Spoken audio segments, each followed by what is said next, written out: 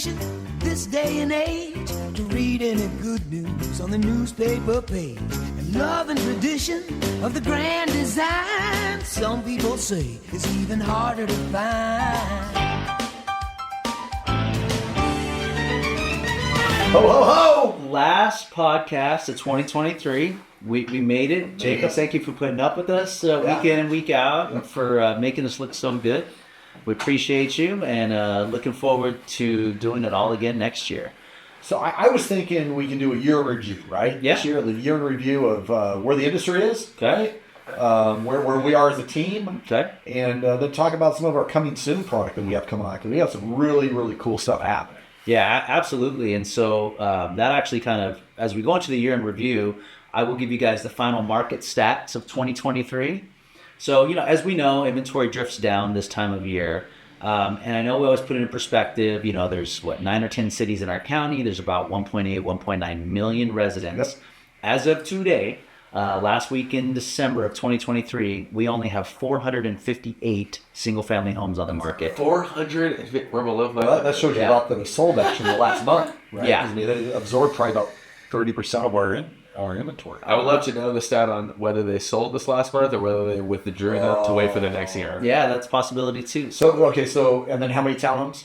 228. Oh, wow, we're up to over 300. Yeah. So, I mean, and again, put it from Gilroy all the way to Palo Alto. So less than 700 units total. Mm-hmm. Now, where did we start the year at? That is a great question. We started the year actually pretty close to where we are now, right? Is that crazy? And then it increases, kind of peaks, or not peaks, but it kicks off usually beginning of February. We see a run up until June, and then it starts to taper back down again. And so I think for next year, we will see more homes on the market because interest rates are coming down a little bit. But again, I mean, we are in an inventory shortage in our market, and that's not going to change. I don't see much change as we go through next year, although I do feel that consumer confidence is going to come back around. Things are going to balance out. It's, the days of worrying about the doom and gloom, what's going to happen. I think we've already ripped that Band-Aid off. Rates are actually now coming down again. We're around 6% now, right? Instead of a couple months where we were 7 to 8%. Yep. Election year coming up, I don't see too much volatility. What are you telling sellers right now who are thinking low inventory? Do we wait for more inventory to pop up, or do we take advantage? So what are you telling sellers now? I tell them to sell, but that's why, Yeah, in fact, I'm putting, we'll get into it on the coming soon stuff, but I'm putting a house on the market where originally they were going to go like second week of February, and we decided, hey, let's take advantage of the fact that there's nothing in the Santa Teresa area for sale like their home, so let's get it on first week of January. I've always said, I know we probably talked about this in the past on our podcast stuff, right? It's like the red zone. What I've seen in my 30 years, the red zone for a seller to maximize what they can sell a property for, generally around 2 to 3%, is generally February 1st till the end of May. Mm-hmm. Which totally bucks what Real Estate 101 nationwide tells you. We're selling summer because kids are out of school, and that's what people. No, not in our area. They all go on vacation and stuff. But and what happens to your point is that we come out of the holidays extremely low inventories, right? And then all of a sudden starts creeping on us, right? And Sally and Bob hear what George and Martha sold their house for, and wow, look how much they got for it. It just starts to get more and more in the market. Starts slowing down around June time period. Yep. And the earlier in that cycle, the earlier in that zone you can get on the market, I think the better you get it. Yeah, I agree. And I think that, next year is going to be a good year. I think that with rates coming down still, all those people that talked about, the real estate market's going to crash and prices are going to drop, we're fine. Yeah, on the buyer side, like 70% of the clients that I talk to that are on the sidelines, the common theme is like, hey, we'll be back in January, rates will be lower, we'll have more options. Mm-hmm. But then some people that are liking some of the things that are seeing right now, there's never been a better opportunity throughout the whole year. Gee, you're killing it with buyers right now. You got like 8 buyers going on just in December, right? Yeah. I mean, a lot of the buyer side of things, like I've managed to create urgency, right? Because the rates are going to drop next year, and this is probably the last window of opportunity to lock in a higher rate but a great price in a home that they'll be happy. I love that point, right? Because I think the rates scare buyers away. So that strategy right there, because they always rebuy. Yeah. So as those rates come down, but take advantage of the lack of competition. Exactly. Relative to when rates drop, people jump back in. Yeah, because we know damn well if that drops down, if they go sub 6. it's going to be on again. I mean, buyers are going to have a hard time finding anything. Exactly. I mean, anyone that's in the market right now looking to pull the trigger, I feel like they're really smart for doing so because they're, timing the market's impossible, but this is as close as you can get to it. And on either side of the fence, if you're a buyer or seller, because it's buyers that are out there are serious right now. Yeah, exactly. Yeah, good stuff. You ever seen having a conversation? No, I mean, I think that, especially with those buyers, like you said, taking advantage of the time right now, I also think that if you're a buyer in this market and you're not finding something you like, don't stress over it because we are at low record inventory. I still think just to keep going, keep looking at the market, keep following the patterns, because when that time does come, it's going to be easier for you to jump in. But don't stress over something that's not there. It's something that you can't. I don't expect a huge increase of inventory anytime soon. No, I think we'll probably peak at about 1,100 or 1,100 or so homes at the peak. Mid 2024. Website. What was the highest that we got to? That's like doubling. Well, we got up to about 900 to 1,100 homes this year at the peak. So I think total single family in. Yeah. So I think we might exceed that a little bit this year. Okay. They're looking like inventory levels are looking like 2021 December when there were only like 400 homes on the market. We have a similar situation. So inventory is super low right now, probably lowest that we've seen. Yeah, it is crazy when you look at the stats over a 20-year, 30-year time period and stuff. I mean, we've never seen inventory levels this low for such a long time period. Yeah, and I'm telling you, it's not going to change. There's not enough land. We're not building fast enough. There's nothing's going to increase our supply of homes exponentially. Yeah. Well, which is a great segue into the overview for our team, right? Because the challenge that lack of inventory creates for our industry, there's not enough business to go around. Yeah, smaller pie. We got 13,000 agents in Santa Clara County, and you've got anywhere from 400 to 800 homes on the market at a time. There's just not a lot of paychecks going around in the industry. In fact, the industry as a whole has been down 40%. 40% as a whole. Yeah. The results here, what I'm going to tell you, is why I'm so proud of working on this team. Because when all of our, I don't say competition, when the rest of our industry is down 40%, we actually did better this year than last year. Yeah. It's absolutely amazing. Last year, we closed out the year, and we're not done yet. We still have another 6 or 7 deals closing by the end of the year. Last year, I was surprised because I thought we hit over 100 homes last year. But last year, we sold 85 homes combined as a team, right? For a total of $130 million. And I know when we started this year, especially when we got through the first quarter, we were a little concerned. Hey, industry's down 40%, guys, tighten those belts. Where are we going to be at the end of the year? I thought we'd be down at least 40%. Right now, today, we're at 89 homes compared to 85 last year, and we're at 145 million. Yeah, and that's still with another 5 to 7. We'll hit over $150 million in production. Yeah. Which is great for us, and thank you to our clients. Yeah. I mean, the trust that you guys have, the confidence that you placed in us and our team is absolutely awesome, and that keeps us motivated and driven every day too. Because this is a very challenging business, right? I mean, we do grind, and our clients obviously recognize that. Question.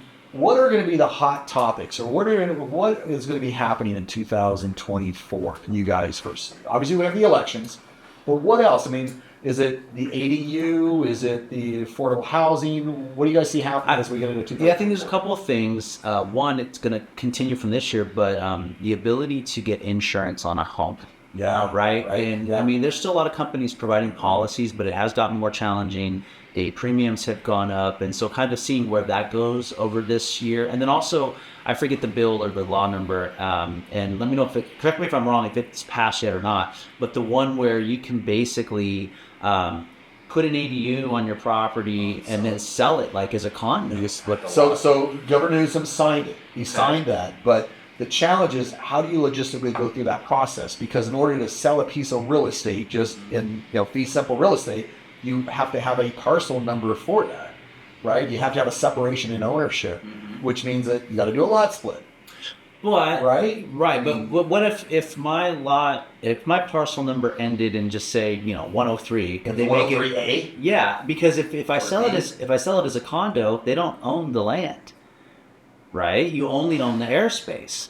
So, right? Interesting. Yeah. So in that theory, I think. So it here's could where work. I get challenged, though, and I'm sure I know we get feedback a lot of time. I'd love to hear the feedback on this.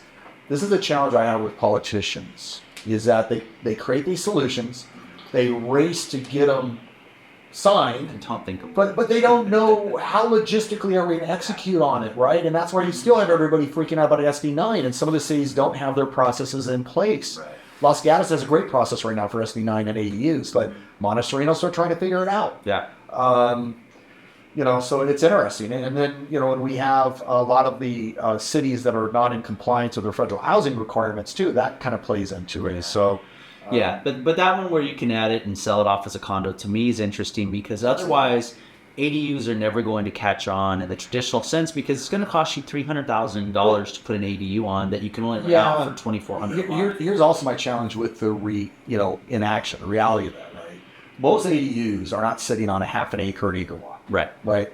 If you go to most ADUs in San Jose, they're on 6,000, 7,000 square foot lot, and it's right in your backyard. I don't know if the end user is going to actually want to buy something or I own it. Do I want to I'm going to lose the entire use of my backyard and everything because I'm sorry. I mean, we had that experience when we had a gentleman work with us that was buying properties and converting to ADUs. I mean, that lasted about 6 months because he kind of realized that the end user for those really wasn't there. Right. Where you're taking a beautiful duplex on a quarter of an acre and then they're adding 5 other units on it. So it'd be interesting. I love the concept. I love the thought behind it. I see a little bit of a problem with the execution. I actually came across one of those where the main house and the ADU was on the same lot.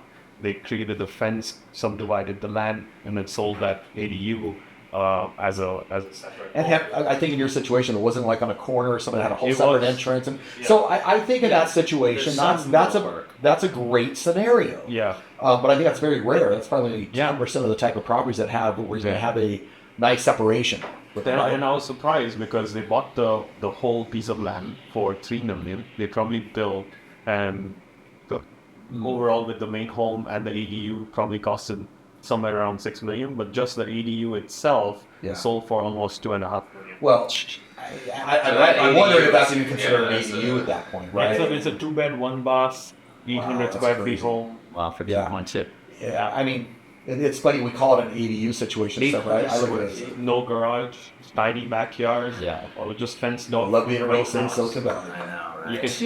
What are we doing? Yeah. The one other thing I think may have implications for our industry next year is the antitrust lawsuits against National Association of Realtors and the local boards. As we've talked about before, I think California, out of all the states, are in a better position to argue that we've been doing things the right way. However, it goes back to judges and juries that don't understand how we operate as real estate agents. And so I think that pressure on, I guess I would call it commission distribution or commission origination in terms of who actually pays what, and is it the seller, is it the buyer that's paying for agents' fees? But I do think that will have an impact on our industry in 2024. Yeah, I'm not sure how it's going to impact the consumers yet. I don't know.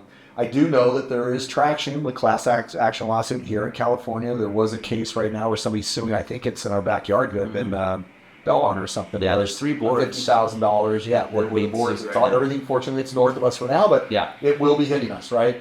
And just for those that are listening, where the challenge is that they don't feel, the complainants do not feel that our industry has been transparent with the commission structure of the buyer's agent.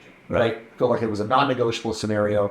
And it's not. Commissions, as we say, and that's what, as you mentioned in California, are documents. The very first thing you see in a listing contract, commissions are negotiable. Yep. They are 100%. And there's a separate section in California's listing contracts too, where you have to actually have the conversation about how much are we going to offer up to a co-op agent. You don't have to offer anything up. You don't. Now, it did used to be with our boards that you had to put something at $1 one night, and that's like, really, that's what everyone's complaining about.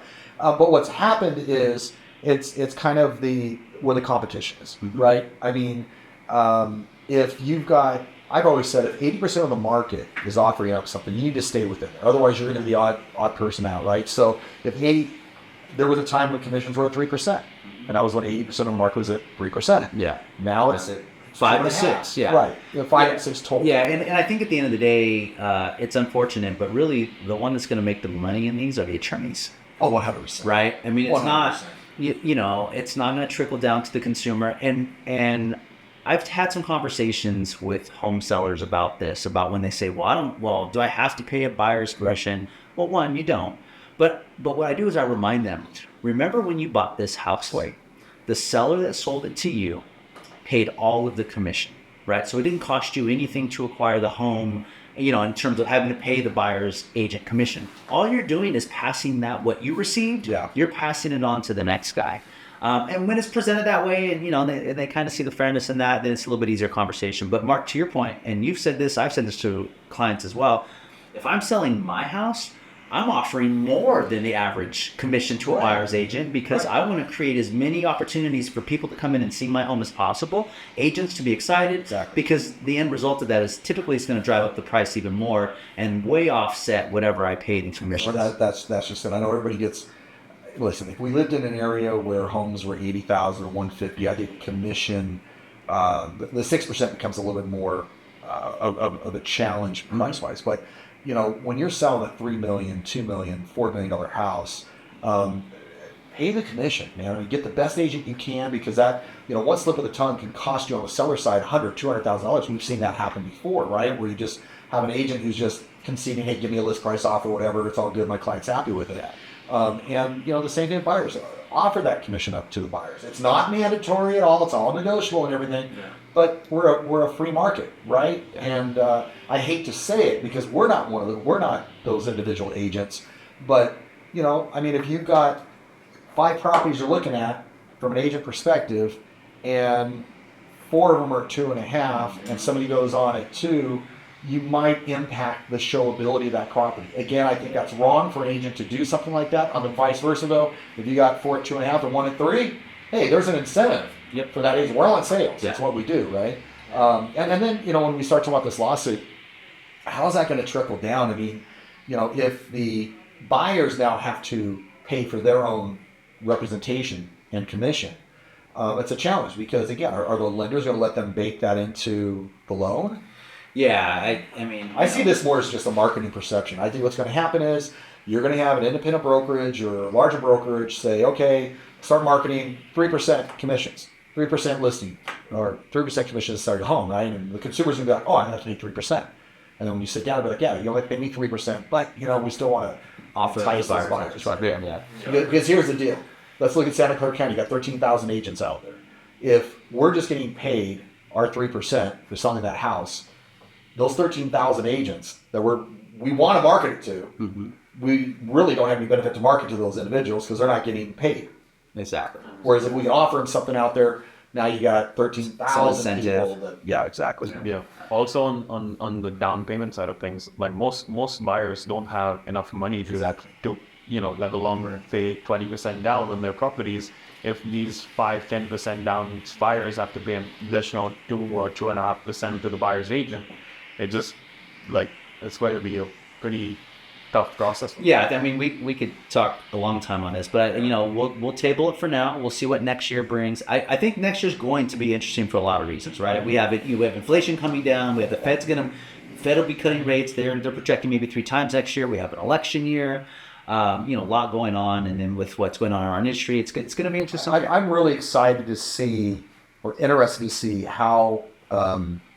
You know, how we deal with the inflation that we've seen, right? I know we call it greedflation and everything else. Like you talk about the insurance policies and stuff, right? Well, I know in my situation, you know, I started 2018. Our insurance was $3,500. Then it went to a year, $3,500 a year. Then it went to, you know, $6,000. Then it went to $10,000. Then we got canceled when it was $11,000. Then we were only at $32,000. We found a company that would do it at $10,000. Who's no longer doing business in California, right? So my question is, it's like gas, right? Are we really going to go, you know, now that I'm used to paying $10,000 premium, are they going to really come down? Or it's like gas, or okay, hey, it went up to $6-7 a gallon. Well, just take it down to $5 to have the perception that, wow, what a great value it is. But when you look across the nation, I was watching one of these shows where it's a live streaming in like Texas or something. You see $2.49 when they ask. Everywhere. Yeah. So you wonder, like, the cost, is it really going to come down to where the actual cost makes sense? Or is it where they're going to be so cushy? Yeah, you know, profitable. I think with homeowners insurance policies, I think there's real reason for those policies to go up, right? When in terms of high fire zones and flood zones and things like that. But you know, to your point, the less competition there is to issue out those policies, then yeah, those prices are never going to come The down. consumer is going to be hurt. And when you have major companies, right, Allstate, State Farm, that are no longer, I mean, companies that have been, bred and inbred with California are now saying, we're not doing business there. That hurts the consumer. Maybe It really does. Maybe it was too much inbreeding. Oh,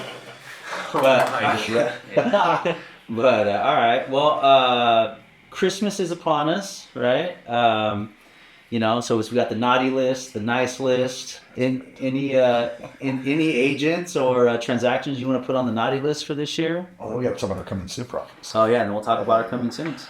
I've got a lot of agents like nice. We won't say names. And we have a lot of agents on the good list too. Okay. I can't say I have. I'm trying to think of like any naughty stories, but None that you can air. I've got one. I won't mention the property, but let me see that list. Let me see if I have any naughties on there. I represented the buyers on a house in San Jose, and a week before closing, a homeless person decided to break in and start living in the garage. So that one kind of sucked. At least it was disclosed to you, though. Yeah, and apparently, Good listing agent on the other side. and apparently during the escrow process, somebody broke into the house and stole some of the staging furniture. Yeah, so from a buyer's agent perspective, you're bummed, right? Because you don't want to have to share that news with the client. You want to release things. Yeah, because you don't want anything in their mind to be like, well, why are we really making the right decision by buying this property in this neighborhood? Yeah. But at the end of the day, nationwide, vacant properties are often targeted. Yeah. Because there's no one limited. Listen, in my career, I've had situations where we've had 10,000 square foot luxury homes that we were selling. And neighbor calls up and we have a party going on in it, and I've had it where we had I get a call from the neighbor or the owner saying, hey, they're gone for the holidays. Hey, did you hire a moving truck to move our stuff out of the house? Oh. We're like, no, what are you talking about? Well, my neighbor just had a moving truck in our house taking all the furniture out. It's like, well, why didn't you call me ahead of time? Did they even get a license plate number or anything on it? Stuff happens. Yeah. And that's where you just have to... I'll definitely say, Aaron's not here, but something for the naughty list is wire fraud. Oh, we know clients this year that have lost hundreds of thousands of dollars, and it changed the trajectory of their life and their lifestyle 100%. Because of wire fraud. So one of the stories I had this year was a seller left a bunch of stuff and moved out of state and left everything for the buyer to clear out. It was a rent back situation, mid-month rent back, and then they clear and child. But I had a great listing agent on the other side. He went in there and everything on his own. I think it was out of goodwill. They wanted to leave stuff for the buyer. All right, hey, so listen, guys. Coming soon.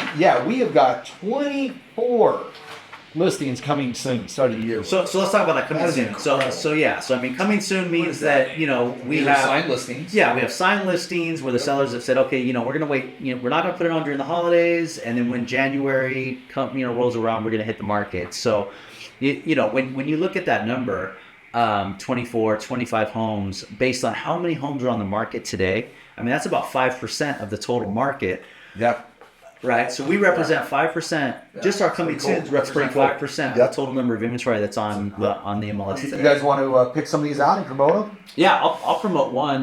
We can each do one or whatever. But one that I'm really excited about, we have coming up in the Santa Teresa area, which is South San Jose. So let me get to it. First of all, one of my favorite neighborhoods in the Santa Teresa area because a lot of people don't know about it. It's one of the few neighborhoods where you have walking paths to all the streets. You have open field parks throughout. You have a community garden. This particular home... Golf course nearby, too. Golf course nearby, archery range, and a trailhead through your backyard. So the home is on Bayless Drive. And cool thing about this one is 5-bedroom, 3 bathrooms. So you got the downstairs bedroom, downstairs bathroom. You have no rear neighbor because you have the hillside Santa Teresa hiking trails, and then you have no neighbor in front of you because you have a greenbelt area as well. So that one's going to probably come on first week of January. It's going to come on at about 1.6 million. And my guess is it'll probably sell 1.7, 1.75. Very cool. Very cool. Yeah, I've got several. I've got Highland Oaks Drive in Los Gatos, original owner. It's definitely got room for it to be a blank canvas for somebody. Probably around $2 million. We've got one over on Bollinger and Cupertino, or San Jose Cupertino Schools. Busy road, but again, original owner. I think it's a great opportunity for a buyer. That'll probably be around $2 million too.